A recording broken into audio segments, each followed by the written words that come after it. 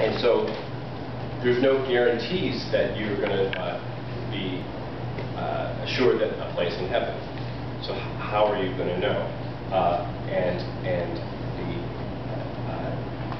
many Protestant denominations, and in particular Calvinism, was really rough, because Calvinism, which was sort of the earliest cultural or religious roots of the United States, said that not only do you not know, but most of us are damned.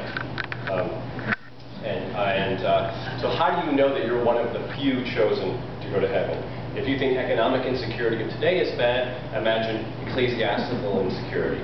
So, and the answer, it turned out, was that you had to follow this, it's not as simple as the Catholic formula, but it was a formula that you had to find your vocation. Vocation literally means calling, but we also mean as job. And when you were called by God to do a certain type of work, you had to work your butt off. And that's where we get the term, how many of you heard of the term the Protestant work ethic? Okay? So in 1919, maybe correct me if I'm wrong, Max Weber, one of the founders of sociology, wrote a book called The Protestant Ethic and the Spirit of Capitalism, and argued that actually this transformation that celebrated wealth as a sign of being blessed rather than as something corrupt really led to the spread of capitalism and the development of industrial revolution. And in fact, that's only part of the formula, though, because not only did you have to work your butt off, you had to save. Sort of entrepreneurship and miserliness, being cheapskate, basically, was celebrated. But when Weber came to the United States, German sociologist came to the United States in 1905, he declared, and later wrote in this famous book, that the U.S. was the example of Protestant ethic and the spirit of capitalism at its apex. And you can go all the way back to Benjamin Franklin and see this cultural thing. It doesn't matter if you're Catholic, if you're Jewish, if you're Muslim, if you're Buddhist, whatever.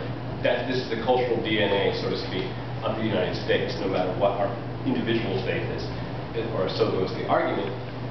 So you go back to Ben Franklin and you see a stitch in time saves 9. You see the early bird gets the worm. Is that one of his? All these aphorisms that promote hard work and savings and thrift. So fast forward from Weber, the 19-teens, to the post-war America, 1950s. We're rich. The rest of the world is catching up. Has to start from scratch. They've been bombed into oblivion. Another sociologist named William H. White writes a book called The Organization Man, and others are writing similar books. John Kenneth Galbraith writes The Affluent Society. You have The Lonely Crowd, written by David Reisman, and all these books are pointing at a new social ethic, in the words of White, that has come to replace the Protestant ethic, they argue, as the dominant cultural ideology of the United States. No longer are we just hyper-competitive entrepreneurial capitalists.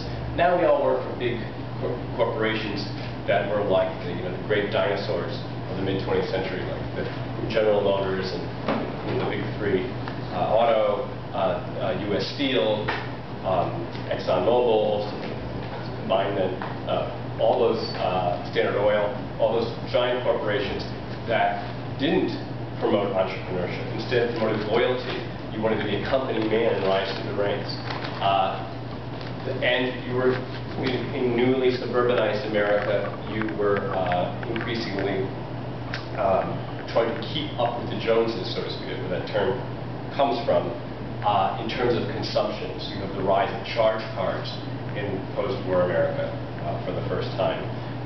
The Protestant curmudgeon of the 19th century is turning over in his grave, seeing Americans put stuff on layaway or get it on credit and buy a new car every 2 years because the neighbors have a new car, or get an electric dishwasher, or so forth, But this is an affluent society, and we seem to lose in that period at least one half of the, well, actually both halves of the Protestant and the spirit of Catholicism.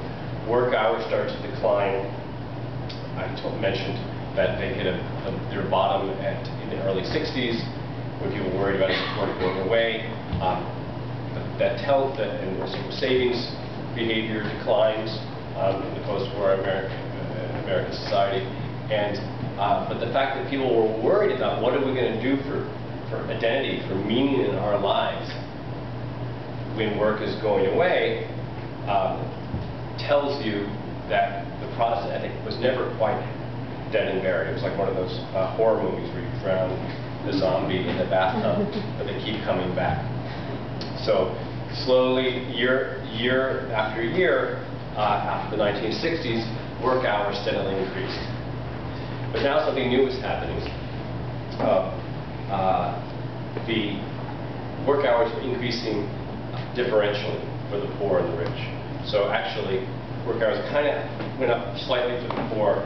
When I say poor, I'm using it broadly. I just mean lower income folks had an increase for a while, then kind of flat since 1980 in terms of work hours. But the upper income folks started working more and more hours. Meanwhile, every year since the year I was born, at least 1969, economic inequality has risen in the United States. So much so that today, in terms of the distribution of incomes, we look more, if you go to the CIA fact book, you'll find that our Gini coefficient, which is a measure of economic inequality, is not like France or UK or Germany, but more like Cameroon, Ecuador, Vietnam, if I'm not mistaken. So we look like a developing world country in terms of economic inequality.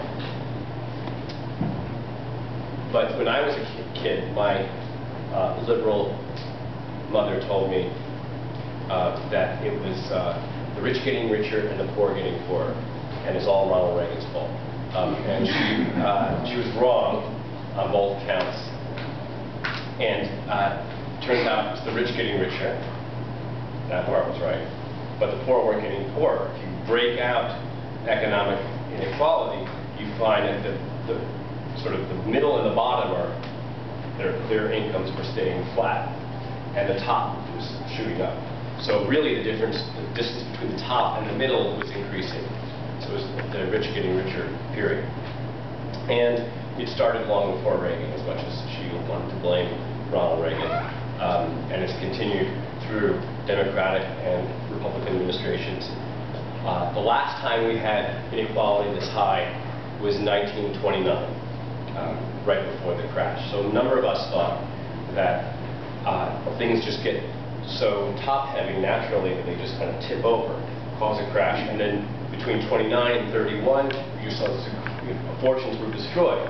You saw this incredible fall in inequality, and it kind of continued its way downward to what Paul Krugman calls the Great Depression, mid-20th century America, the time that William H. White and others were writing books. But then it started its slow ascent again. This time around, after 2008, inequality has only just risen more, which has shocked a number of us, but can be understood by the fact that we had a bailout, unlike in 1929. I'll come back to that issue as a side issue, why and all that, if you want a Q&A. But the point being that I want to throw in one more trend that's happened since the days of the halcyon days of the 1950s, and that is what's happening in the family sphere. Because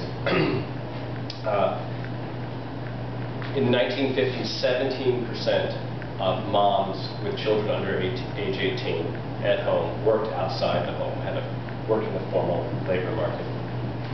By 1975, this is the height of bra-burning ERA, Equal Rights Amendment now marches down the streets of New York and San Francisco and everywhere, kind of the height of second-wave feminism.